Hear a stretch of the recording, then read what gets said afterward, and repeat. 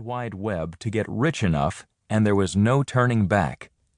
I can't tell you exactly when this point of no return was reached, but by late 1995, we had crossed the threshold. More users meant more content, and more content meant more users. The Internet had spiraled up in popularity, achieving critical mass. Ironically, when a technology reaches critical mass, its weaknesses and limitations almost become strengths, as numerous companies, each trying to stake a claim in what quickly turns into a gold rush, step forward to fix the deficiencies.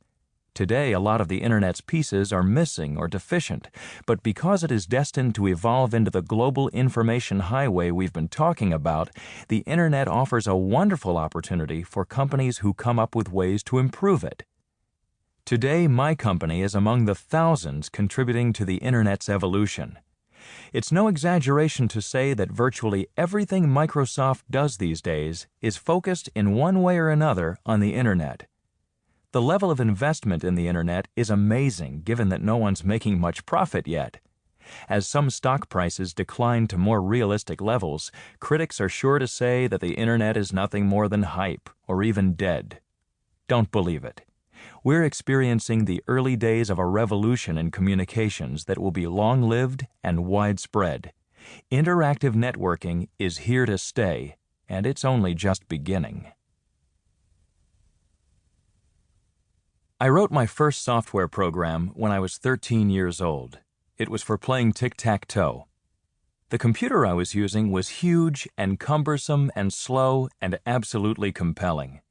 Cutting a bunch of teenagers loose on a computer was the idea of the Mothers Club at Lakeside School in Seattle. The mothers decided that the proceeds from a big rummage sale should go to installing a terminal and buying computer time for students. The computer terminal didn't have a screen. To play, we typed in our moves on a typewriter-style keyboard and then sat around until the results came chug-chugging out of a loud printing device. Then we'd rush over to take a look and see who'd won or decide a next move. A game of tic-tac-toe that would take 30 seconds with a pencil and paper might eat up most of a lunch period. But who cared? There was just something neat about the machine. We were too young to drive or do any of the other things adults could have fun at, but we could give this big machine orders and it would always obey. Computers are great because when you're working with them, you get immediate results. You know right away if your program works. Experiencing this thrill was the beginning of my fascination with software. One of my friends at Lakeside developed a program in BASIC that simulated Monopoly play.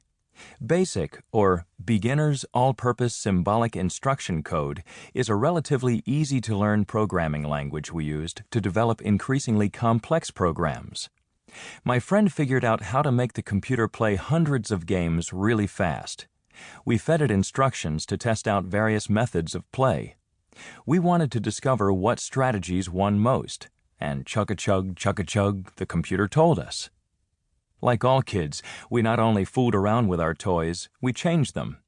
If you've ever watched a child with a cardboard carton and a box of crayons create a spaceship with cool control panels, then you know that this impulse to make a toy do more is at the heart of innovation. It's also the essence of creativity. Of course, in those days, we were just goofing around, or so we thought. But the toy we were goofing around with, well, it turned out to be some toy. A whole generation of us computer guys all over the world dragged that favorite toy with us into adulthood. We caused a kind of revolution, peaceful mainly, and now the computer has taken up residence in our offices and homes. Inexpensive computer chips now show up in engines, watches, anti-lock brakes, gasoline pumps, burglar alarms, and even talking greeting cards.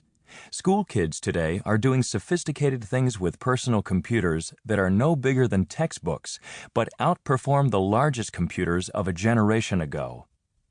Now that computing is astoundingly inexpensive and computers inhabit every part of our lives, we stand at the brink of another revolution.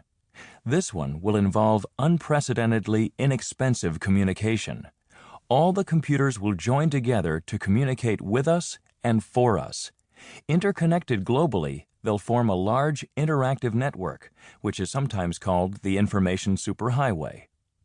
The reach and use of the emerging interactive